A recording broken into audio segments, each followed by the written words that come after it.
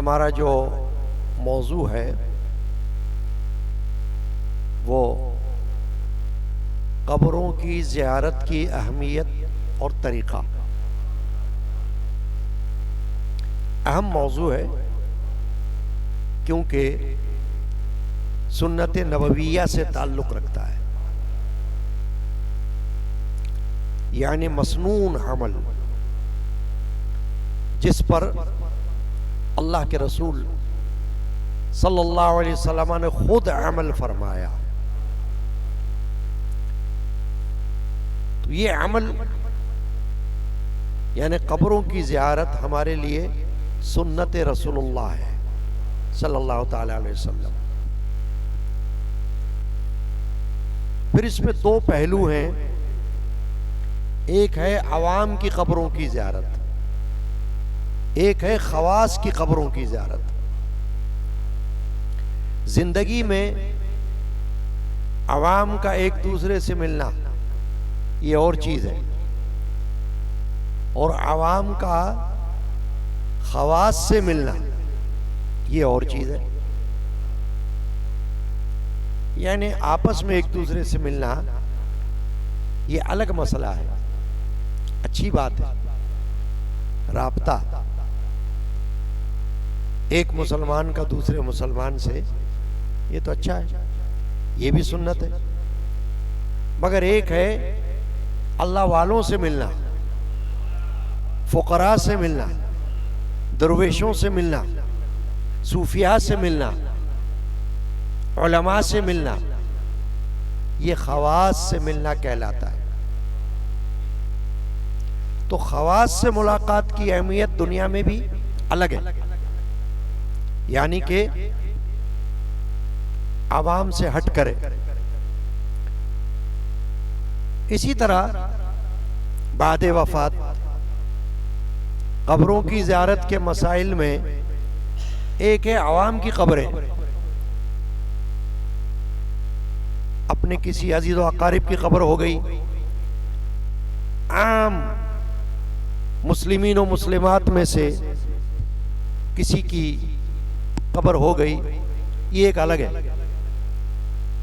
لیکن خواص، اولیاء اللہ، صوفیاء کرام، علماء عظام، محدثین، فقہاء، مفسرین، ان سب کے درجات عوام سے بلند ہیں. تو ان کے قبروں کی زیارت یہ باعث ثواب ہی نہیں، باعث برکت ہے. اس سے زائر کو نفع پہنچتا ہے، زیارت کرنے والے کو. ویسے تو زائر اور جس کی زیارت کی جائے دونوں کا نفع ہے، کیونکہ جو کسی قبر پر حاضر ہوگا تو ظاہر ہے کہ وہاں اللہ کا کلام پڑھا جائے گا، فاتحہ کی جائے گی، درود و سلام ہوگا، تلاوت قرآن ہوگی. تو یہ تو اپنی جگہ باعث برکت ہے. لیکن جب ان کی قبر پر جا کر ہم برکت کی نیت کریں گے تو اور زیادہ اس کا فائدہ ہے. تمام امت کا اتفاق ہے کہ زیارت قبور سنت ہے، یعنی قبروں کی زیارت کرنا فالتو عمل نہیں ہے. فالتو عمل اس لیے نہیں ہے کہ جس عمل کو رسول اللہ صلی اللہ علیہ وسلم نے خود کر لیا وہ فالتو ہو ہی نہیں سکتا. اللہ یا رسول اللہ یا غوث الاعظم رضی اللہ تعالی. یہ تو ایک نقطہ ہے بنیادی سمجھنے کا، جس بات پر سرکار دو عالم صلی اللہ علیہ وسلم نے اتفاق کر لیا، وہ تو کوئی بے فائدہ بات، بے فائدہ عمل ہو ہی نہیں سکتا۔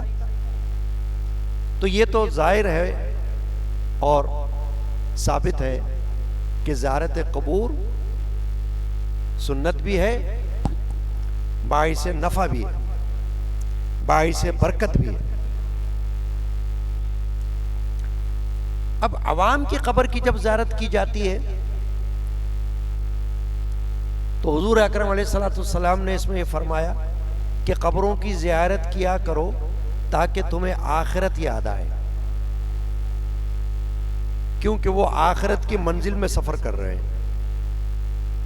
جتنے فوت شدگان ہیں وہ آخرت کی منزلوں میں ہیں اس وقت۔ قبر بھی آخرت کی پہلی منزل ہے، حدیث پاک میں قبر آخرت کی پہلی منزل۔ ابھی یوم آخرت آیا نہیں مگر آخرت کی منزل کا سفر شروع ہو چکا ہے، اور قبر پہلی منزل ہے۔ تو جو بھی قبر کے اندر ہے وہ آخرت کی منزلوں میں ہے۔ تو جب قبر کی زیارت کی جائے گی تو آخرت یاد آئے گی، اور زیارت بھی اس لیے کی جائے کہ اپنا مرنا یاد آئے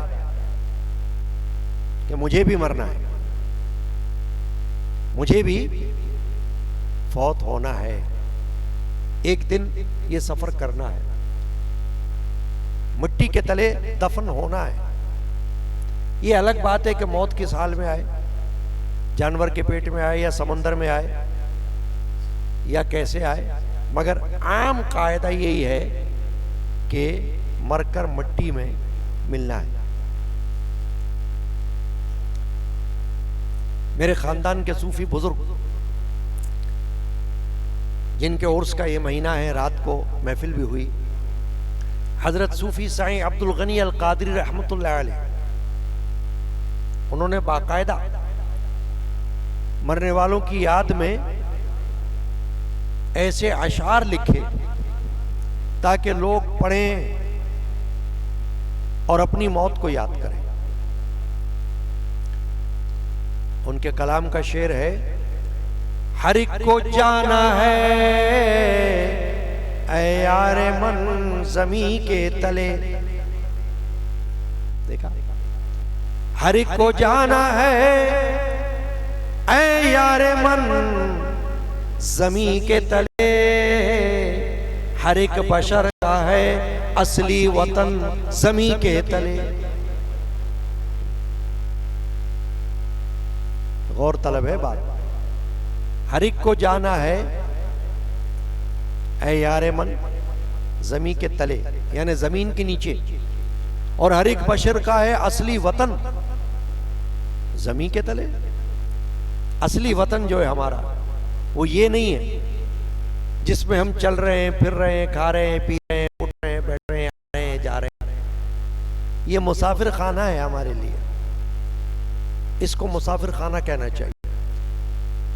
رسول اللہ صلی اللہ تعالی علیہ وسلم نے فرما دیا کہ یہ مسافر خانہ ہے، یہ دنیا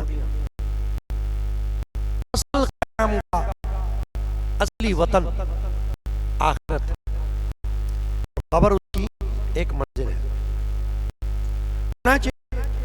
زیارت قبور میں نے عرض کیا دونوں کا فائدہ ہے، زائر کا بھی اور صاحب قبر کا بھی۔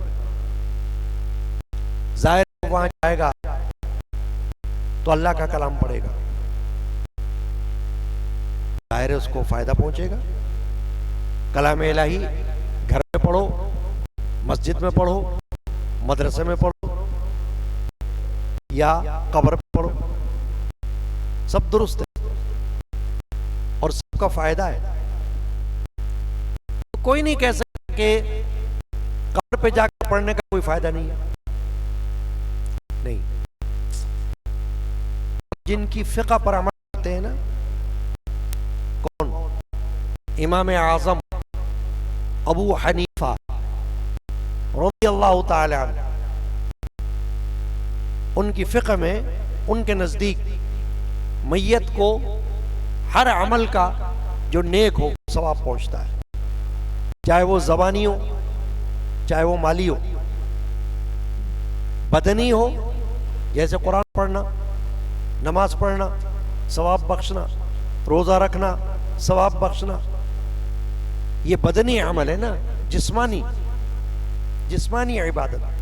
لیکن مالی عبادت وہ الگ ہے، اس کا بھی ثواب پہنچتا ہے. قرآن پڑھنا اس کا ثواب پہنچتا ہے. اب آپ کا کوئی رسول اللہ صلی اللہ علیہ وسلم صحابہ کے ساتھ ان کے انتقال پر قبرستان تشریف لے جاتے تھے. حدیث میں ہے یہ واقعات. عالم سے کوئی پوچھ لے کہے گا درست بات ہے. قبرستان میں جنازے کے ساتھ حضور اکرم علیہ الصلوۃ والسلام تشریف لے جاتے تھے. ایک صحابی کے قبرستان میں جنازے کے ساتھ گیا، وہاں سرکار دو عالم صلی اللہ علیہ وسلم نے اس کی تدفین کے وقت جب اس کو دفنایا جا رہا تھا پورا وقت تسبیح اور تکبیر کی آپ نے تکرار فرمائی. سبحان اللہ سبحان اللہ الحمدللہ الحمدللہ اللہ اکبر اللہ اکبر. یہ حدیث میں ثابت ہے. تکبیر اور پھر کلمہ شریف لا الہ الا اللہ محمد رسول اللہ، تحلیل لا الہ الا اللہ، یہ بھی ثابت ہے. تو اگر کسی عمل کا کوئی فائدہ ہی نہ ہو تو اس عمل کے کرنے کا کیا فائدہ؟ اور پھر اللہ کے رسول کرے اور بے فائدہ عمل کرے، یہ تو ممکن ہی نہیں. رسول اللہ صلی اللہ تعالی علیہ وآلہ وسلم کوئی عمل کرے اور اس کا کوئی فائدہ نہ ہو، یہ کیسے ممکن ہے؟ امتی تو حضور کے عمل کو لے کر چلتا ہے، اس کی سنت پر ان کی عمل کرتا ہے، تو وہ بے فائدہ عمل کیسے کریں گے؟ تو قبر پر تلاوت کا بھی فائدہ ہے، تسبیحات کا بھی فائدہ ہے. اب جب حضور نے یہ تسبیح پڑھی جو میں نے ابھی آپ کے سامنے پڑھی تو صحابہ نے پوچھا یا رسول اللہ صلی اللہ علیہ وسلم آپ نے یہ تسبیحات اس وقت جو پڑھی ہیں کوئی خاص وجہ ہے، کیوں پڑھی؟ حضور نے فرمایا ان کی قبر تنگ تھی، تنگ کیونکہ قبر دباتی ہے مردے کو. فرمایا قبر دبا رہی تھی، میں نے جو تسبیحات پڑھی تو اللہ تعالیٰ نے ان کی قبر کو اس کی برکت سے کشادہ کر دیا، قبر فراخ ہو گئی. یہ حدیث پاک میں ہے. حضرت سعد بن ابی وقاص بڑے جلیل القدر صحابی ہیں، اور ایسے صحابی ہیں کہ جب ان کی فوت ہونے کی خبر رسول پاک نے سنی تو آپ وہاں تشریف لے گئے گھر میں جہاں میت رکھی ہوئی تھی. تو حضور اکرم علیہ الصلوۃ والسلام کو دیکھا گیا کہ آپ اپنے لباس کو اوپر کر کے اٹھا کر ایسے اپنے قدم شریف کو سنبھال کر چل رہے ہیں. صحابہ نے پوچھا یا رسول اللہ آپ اس طرح کیوں چل رہے ہیں؟ کہا فرشتوں سے پورا گھر بھرا ہوا ہے، چلنے کی جگہ نہیں مل رہی.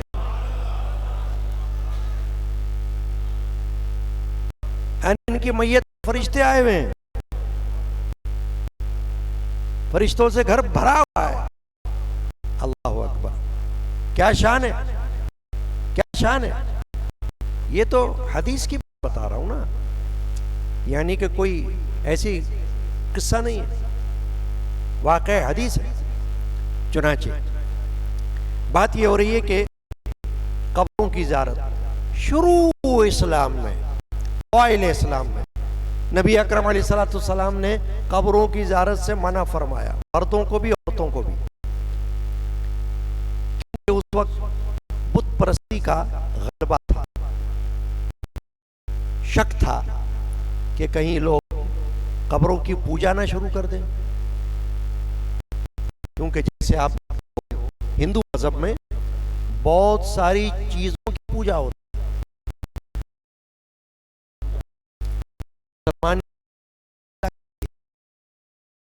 ہے، ہندو مت میں مخلوق میں سے کہیں پتھر کہیں جانور آپ سنتے رہتے ہوں گے، ان سب کو دیوتا بنایا گیا۔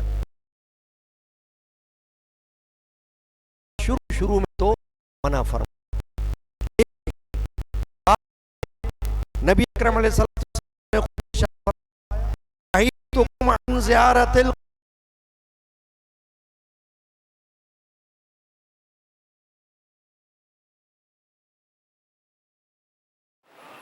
یعنی اب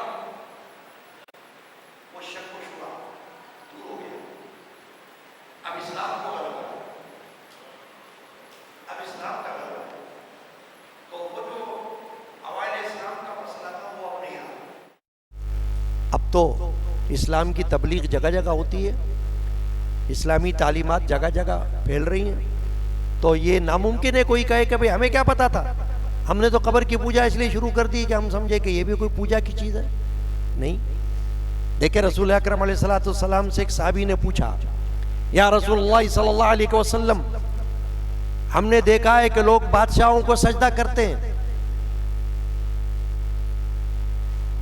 عمراء کو سجدہ کرتے ہیں، کیا ہم آپ کو بھی سجدہ کریں؟ حضور نے فرمایا نہیں، اور ساتھ میں فرمایا کیا جب میں نہیں ہوں گا تو کیا میری قبر کو بھی سجدہ کرو گے؟ نہیں، یعنی اس کی اجازت نہیں۔ چنانچہ ہر عالم، فاضل، بزرگ، ہر ایک یہ کہتا ہے کہ قبروں کی زیارت وہ تو سنت رسول اللہ ہے، مگر کوئی غلط کام اس کی اجازت شرع میں نہیں ہے، نہ سجدہ کرنا، نہ اس کو شرعی سمجھ کر طواف کرنا، نہ کوئی ایسا عمل کرنا جو خلاف ادب ہی ہو، خلاف شرع تو ہو ہی، لیکن خلاف ادب بھی اگر ہونا تو نہیں کر سکتے۔ دیکھیے اعلیٰ حضرت الشاہ امام احمد رضا رحمۃ اللہ نے فرمایا کہ جب بزرگان دین کی قبروں پر جاؤ تو ذرا ہٹ کر کھڑے ہو، اوپر نہ چڑھ جاؤ ایک دم، یعنی جیسے زندگی میں تم ادب کا خیال رکھتے تھے نا، تو بعد وفات بھی ایسا خیال رکھنا ہے۔ یہ مت سمجھنا کہ اب تو یہ قبر میں قبر کے اوپر ہی کیوں نہ لیٹ جاؤں، قبر کے اوپر ہی کیوں نہ گر جاؤں، نہیں، اب بھی وہ ادب، وہ قاعدہ، وہ تمیز برقرار رکھنی۔ کوئی ہلا گلا، شور شرابہ، اونچی آواز سے وہاں پر ایسی بات چیت خاموخواہ والی مت کرو۔ نبی اکرم علیہ السلام کی بارگاہ شریف میں بھی یہی ادب ہے، مواجہ شریف میں اونچی آواز سے ایک دوسرے سے بات کرنا اب بھی منع ہے، جیسے حیات طیبہ میں منع تھا، اللہ نے منع کیا تھا۔ چنانچہ قبروں کی زیارت میں بالکل درست ہے، حدیث کے مطابق ہے، اللہ کے رسول صلی اللہ علیہ وسلم سے یہ ثابت ہے کہ آپ صلی اللہ تعالی علیہ وسلم نے، مسلم شریف کی حدیث ہے، قال زار النبی صلی اللہ علیہ وسلم قبر امہ، رسول اللہ صلی اللہ علیہ وسلم نے اپنے والدہ کے قبر کی زیارت کی، والدہ ماجدہ سیدہ آمنہ طاہرہ سلام اللہ علیہا، جن کی وفات تو حضور کے بچپن میں ہو گئی تھی، سفر میں تھیں آپ، مقام ابوا میں آپ کی وفات ہو گئی، حضور اکرم علیہ السلام اس وقت بچے تھے، بچپن کی عمر میں تھے۔ اب جب سرکار دو عالم صلی اللہ علیہ وسلم نے نبوت کا اعلان فرما دیا، صلح حدیبیہ کا وہ سفر تھا، 1000 صحابہ اللہ کے رسول کے ساتھ تھے، تو رسول اللہ صلی اللہ علیہ وسلم اس جگہ سے گزرے تو والدہ شریف کی، والدہ ماجدہ کی قبر شریف نظر آئی، تو حضور وہاں رکے اور قبر کی زیارت کی. قالا ابی ہریرہ سے روایت ہے عن ابی ہریرہ قالا انہوں نے کہا زار النبی صلی اللہ علیہ وسلم قبر امی فبکا. صرف زیارت نہیں کی، روئے بھی. رونا آیا آپ کو، ماں کی قبر کی زیارت تھی. یہ تو فطری بات بھی ہو سکتی ہے. آج بھی کوئی شخص اپنی ماں کی قبر پہ چلا جائے، باپ کی قبر پہ چلا جائے تو رونا آنا ناممکنات میں سے تو نہیں ہے نا. کوئی نہیں کہہ سکتا بھائی رونا کیسے آ گیا آپ کو. بھائی یہ تو شدت جذبات سے آ سکتا ہے. رونا تو اور چیز ہے. رونا تو میت پر بھی منع نہیں ہے. میت کے گھر میں اگر کوئی روئے، جس کو ہم کہتے ہیں کہ نہ کپڑے پھاڑے، نہ چلائے، نہ نوحہ کرے، نہ بین کرے، نہ اول فول بکے، صرف روئے، تو رونے سے تو شریعت نے منع نہیں کیا. تو رسول اللہ صلی اللہ علیہ وسلم نے قبر کی زیارت کی اور قبر پر روئے، اپنی والدہ ماجدہ کی. اب صرف آپ ہی نہیں روئے بلکہ وَأَبْكَى مَنْ حَوْلَهُ، بلکہ اپنے ارد گرد والوں کو بھی رلایا.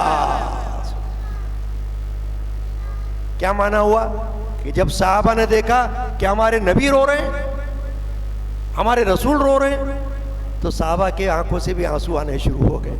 یہ ہے محبت، یہ ہے عشق رسول، کہ جب دیکھا صحابہ نے کہ ہمارے نبی پاک کی آنکھوں میں آنسو، تو صحابہ کو بھی دل بھرایا اور ان کی آنکھوں سے آنسو نکلے. صحابہ بھی روئے.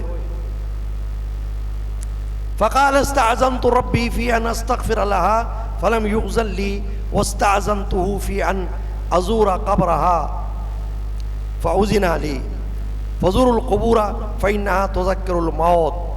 حضور اکرم علیہ السلام فرماتے ہیں کہ میں نے اپنے رب سے ان کے لیے دعائے مغفرت کرنے کی اجازت مانگی تو مجھے اس کی اجازت نہ دی گئی. یعنی ضرورت نہ تھی مغفرت کی اجازت، کیونکہ حضرت بی بی آمنہ کا انتقال تو بہت پہلے عہد جاہلیت میں ہو چکا تھا. اور فرماتے قبر شریف کی زیارت کی اجازت مانگی تو اس کی مجھے اجازت دی گئی. تو حضور نے فرمایا قبروں کی زیارتیں کیا کرو، کیونکہ فَإِنَّهَا تُذَكِّرُ الْمَوْتِ، کیونکہ اس سے موت یاد آتی، تمہیں اپنا مرنا یاد آتا ہے. آج معاشرے میں کیا ہے آپ کو پتا ہے؟ کم از کم بھی 100% نہ صحیح تو 90% ہی صحیح، 80% ہی صحیح، موت لوگ بھول جاتے ہیں. تو فتنے بھی ہوتے ہیں، فساد بھی ہوتے ہیں. اگر موت ہی یاد رہے نا، صرف موت، تو بندہ کانپتا رہے برائیوں سے، فتنوں سے، فساد سے. بندے کو خود خیال آئے کہ ہمیں تو ایک دن مٹی کے نیچے دفن ہونا ہے، مرنا ہے، سب کچھ ادھر ہی رہنا ہے، تو احتیاط کرنا ہے. مگر ہم نے جب موت کو بلا دیا تو معاشرے میں آپ دیکھو قسم قسم کے فتنے، قسم قسم کے فسادات، قسم قسم کی برائیاں، گناہ وغیرہ، یہ سب کچھ چلتا ہے. اب یہ جو میں عرض کر رہا ہوں قبروں کی زیارت کی اہمیت اور اس کا طریقے پر گفتگو ہو رہی ہے کہ ثابت ہو رہا ہے کہ رسول اللہ صلی اللہ علیہ وسلم نے قبروں کی زیارت فرمائی. حدیث پاک میں ہے کہ جب آپ قبرستان تشریف لے جاتے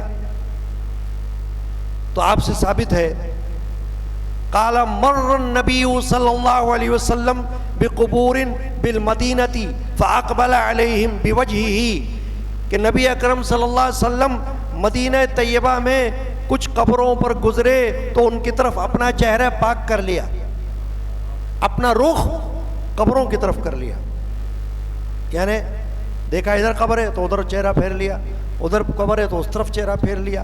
اور کیا فرمایا؟ فقال السلام علیکم یا اہل القبور یغفر اللہ لنا ولکم انتم سلفنا ونحن بالعصر. حضور اکرم علیہ السلام نے سلام کیا قبر والوں کو. اب سلام جو ہے کن کو کیا جاتا ہے؟ جو یا تو سنتا ہو یا جاگتا ہو. سوتے ہوئے کو سلام کرنا منع ہے کہ وہ سو رہا ہے، جواب نہیں دے گا آپ کا.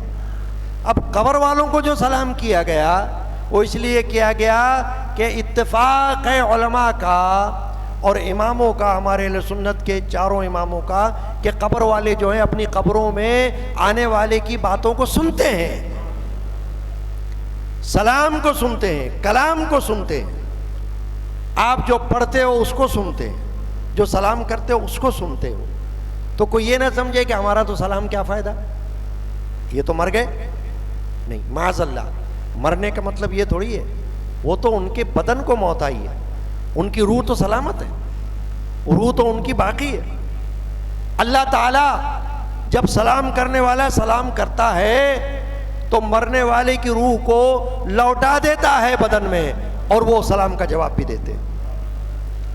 ظاہر کو پتہ نہیں چلتا، سلام کرنے والے کو جواب نہیں آتا، مگر اس کا عقیدہ کیا ہونا چاہیے کہ ہم نے جو سلام کیا صاحب قبر اس کا جواب دے رہا ہے. تو عام قبرستان کے لیے بھی یہی حکم ہے کہ جب آپ مسلمان کے قبرستان میں جاؤ، چاہے آپ کا کوئی عزیز ہے یا نہیں ہے، رشتہ دار وہاں دفن ہے یا نہیں دفن، لیکن مسلمین اور مسلمات کا قبرستان ہے، تو جب آپ وہاں جاؤ تو داخل ہوتے ہی کہو السلام علیکم یا اہل القبور، اے قبر والو تم پر سلام، تم پر سلامتی ہو. حضور نے کیا فرمایا؟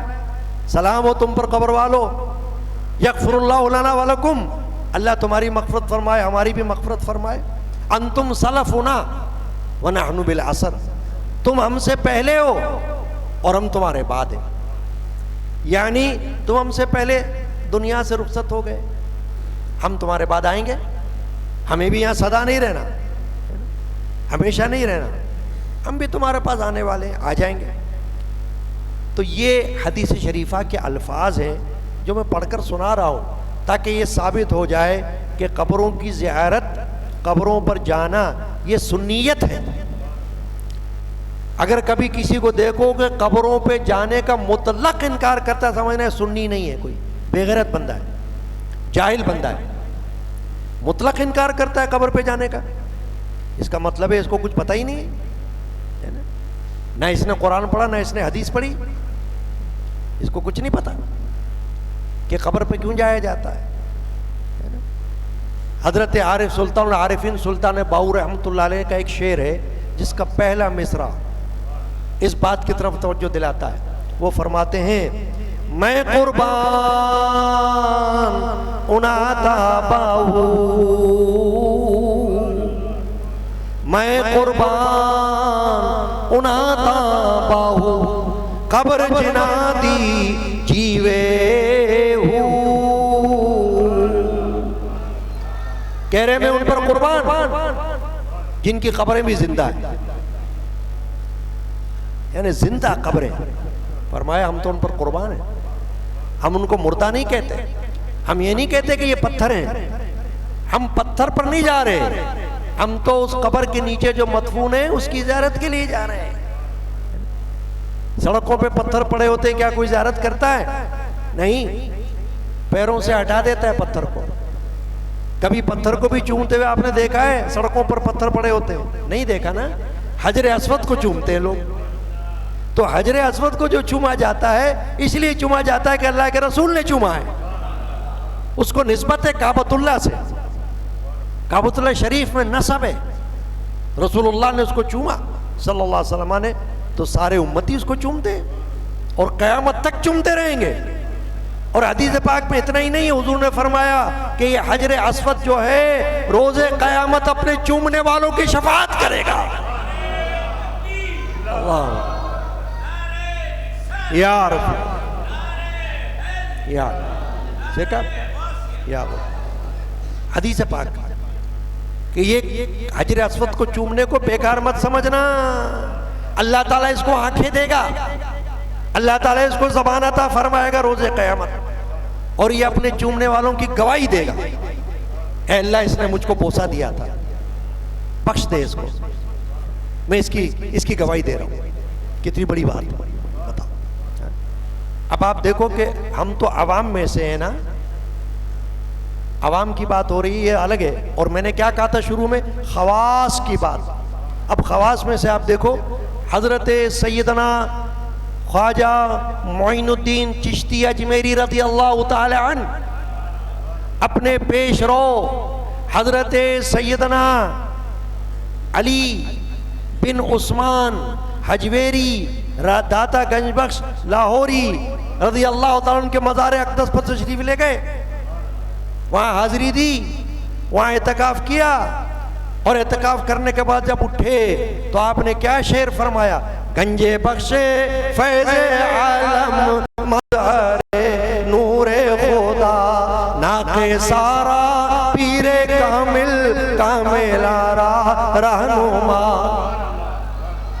اب یہ تو خواجہ معین الدین چشتی فرما رہے ہیں، میرے جیسا تھوڑی کوئی کہہ رہا ہے، یا آپ کے جیسا تھوڑی کوئی بندہ کہہ رہا ہے، اتنے بڑے ولی اللہ کہہ رہے ہیں، وہ خود مزار پر گئے۔ اب ایک چیز اور میں آپ کو عرض کرتا ہوں بزرگان دین کی، تاکہ ہم کو تقویت ملے۔ آپ دیکھیں ہندوستان میں ایک بزرگ ہے حضرت شاہ محمد آفاق رحمت اللہ تعالی علیہ، وہ مرشد ہیں حضرت مولانا فضل الرحمن گنج مراد آبادی رحمت اللہ علیہ کے۔ یہ دونوں حضرات بہت بڑے صوفیاء میں سے گزرے ہیں۔ شاہ محمد آفاق امام ربانی مجدد الف ثانی رضی اللہ عنہ کی اولاد میں سے ہیں۔ میں صرف اس لیے یہ باتیں بتاتا ہوں کہ عوام میں جو غلط عقائد ہیں، غلط نظریات ہیں، دوسروں کو بھی وسوسے میں ڈالتے ہیں کہ قبروں پر نہ جاؤ، قبروں پہ کیوں جا رہے ہو، تو ان کے لیے سمجھنے کے لیے کہ وہ جاہل ہیں جو یہ بات کہتے ہیں۔ اب آپ دیکھو یہ شاہ آفاق رحمۃ اللہ علیہ، یہ عام بندے نہیں تھے، بڑے عبادت گزار، بڑے متقی، صاحب تقوی۔ ان کے تقوی کا آپ کو میں عالم بتاؤں کیا تقوی کا عالم ہے؟ عبادات ریاضات، ایک دم میں 12,000 مرتبہ نفی اثبات کا ذکر کرتے تھے روزانہ، ایک دم میں، یعنی ایک سانس میں 12,000 مرتبہ، اور ہر روز 10,000 بار درود شریف بارگاہ رسالت میں پیش کرتے تھے۔ ہر کوئی کرتا ہے کیا ایسا؟ 10,000 مرتبہ ہر روز درود شریف کا نظرانہ۔ 50,000 بار کلمہ طیبہ پڑھا کرتے تھے، 50,000 بار کلمہ طیبہ۔ 5 وقت صلاۃ التسبیح ادا کرتے تھے۔ ہم تو سال میں ادا کرنا مشکل ہوتی ہے ہمارے کو صلاۃ التسبیح، یہ 5 وقت صلاۃ تسبیح ادا فرماتے تھے۔ اور بعد نماز ظہر حزب البحر پڑھا کرتے تھے۔ نماز تہجد میں قرآن مجید کے روزانہ 10 پارے تلاوت فرماتے تھے۔ بتاؤ عبادت کا یہ عالم، ریاضت کا یہ عالم، اور عقیدہ آپ کا کیا تھا؟ روزانہ بعد نماز اشراق حضرت سلطان مشائخ خواجہ نظام الدین اولیاء محبوب الہی رحمت اللہ علیہ کے مزار اقدس پر زیارت کے لیے حاضر ہوا کرتے تھے۔ اب کوئی بولے کہ ہم تو عبادت گزار ہیں، ہم قبروں پہ کیوں جائیں؟ ارے یہ جو عبادت گزار تھے یہ کیا کرنے جا رہے تھے قبر پر؟ ان کی عبادت تمہاری جیسی ہے؟ تمہاری عبادت ان کے جیسی ہے؟ نہیں ہے نا؟ تو پھر اور جب زیارت کرتے تو ایک قبر سے دوسری قبر کی جانب جلد متوجہ ہوتے تھے اور فرماتے تھے کہ اہل قبور کی ارواح انتظار رکھتی ہیں آنے والے کا۔ اہل قبور انتظار کرتے ہیں کہ زائر ہمارے پاس آئے، آنے والے کا، یعنی جس کا معمول ہوتا ہے نا آنا جانا، اس کا وہ انتظار کیا کرتے ہیں۔ دیکھیں خود حضرت داتا گنج بخش لاہوری رحمت اللہ علیہ حضرت بلال حبشی کی مزار پر تشریف لے گئے۔ آپ کی کتاب کشف المحجوب میں اس کا واقعہ موجود ہے۔ وہاں صرف گئے نہیں، جب وہاں پر آپ نے قیام کیا حضرت بلال حبشی کے قبر انور روض انور پر، تو آپ فرماتے کہ مجھے رسول اللہ صلی اللہ علیہ وسلم کی زیارت کا شرف حاصل ہوا، اور آپ کی گود میں ایک نوجوان تھا۔ جب میں نے معلوم کیا تو پتہ چلا یہ امام اعظم ابو حنیفہ ہیں۔ حضور نے فرمایا تمہاری امت کے امام ہیں جن کو میں نے اپنی گود میں لیا ہوا ہے، امام اعظم ابو حنیفہ رضی اللہ تعالی عنہ۔ تو میرے دوستو وقت اتنا نہیں ہے، میں نے چند واقعات بیان کیے، قبروں کی اہمیت، زیارت کی اہمیت اور طریقہ۔ تو طریقہ یہ بتایا گیا ہے کہ آپ جب جاؤ تو کوشش کرو کہ قبر کی طرف چہرہ ہو اور پشت ہو کعبہ شریف کی طرف. یہ نہیں کہ جیسے سعودی عرب میں وہابی لوگ جو ہیں وہ کہتے ہیں کہ بھئی منہ ادھر کر لو, پیٹھ سرکار دو عالم کی طرف کرو. معاذ اللہ, استغفر اللہ. ادب کا تقاضا یہ ہے کہ رسول اللہ صلی اللہ علیہ وسلم کی طرف اپنا رخ ہو جائے. امام مالک اتنے بڑے امام تھے اہل سنت کے, ان سے خلیفہ نے پوچھا, ان کے وقت کے خلیفہ نے, ابو جعفر نے, کہ جب دعا کا وقت ہو, رسول پاک صلی اللہ علیہ وسلم کی بارگاہ اقدس میں حاضری کا وقت ہو, تو ہمارا چہرہ ادھر ہونا چاہیے کعبے کی طرف یا نہیں؟ آپ نے فرمایا آپ رسول پاک صلی اللہ علیہ وسلم کی طرف سے اپنے چہرے کو پھیرتے ہو. یہ چہرے مبارک تو وہ ہے کہ جو آپ کے لیے شفاعت کا وسیلہ ہے, تم ان کی طرف پیٹ کرو گے. امام مالک نے ناراضگی کا اظہار فرمایا. تو قبروں پر جب جاؤ تو ان کی طرف چہرہ, کعبۃ اللہ کی طرف پشت, سورہ فاتحہ, سورہ اخلاص یا جو کچھ بھی پڑھنا ہو, درود شریف وغیرہ وہ پڑھو باادب ہو کر, اور پھر ان کے وسیلے سے دعا کرو. توسل دعا اللہ سے کی جاتی ہے, مگر توسل جو ہے وہ صاحب قبر کا جو بزرگ شخصیت ہوتی ہے, ولی اللہ ہے, صوفی ہے, عالم دین ہے, محدث ہے, فقیہ ہے, جس کی قبر کا کوئی ایسا وقار ہے, تو اس صاحب قبر کا وسیلہ اللہ کی بارگاہ میں پیش کر کے دعا مانگی جاتی ہے. یہ طریقہ ہے. تو یہ اہل سنت کا طریقہ ہے. تو سنی کو اس پر عمل کرنا ضروری ہے اور اسی پر عمل کرنا چاہیے. بہکاوے میں آنے کی ضرورت نہیں. پڑھو, پڑھ کر دیکھو تاکہ تم کو پتہ چلے کیا ثبوت ہے. اللہ تعالی ہم کو عمل کی توفیق عطا فرمائے. صلی اللہ تعالی علی محمد وعلی آلہ واصحابہ اجمعین برحمتہ.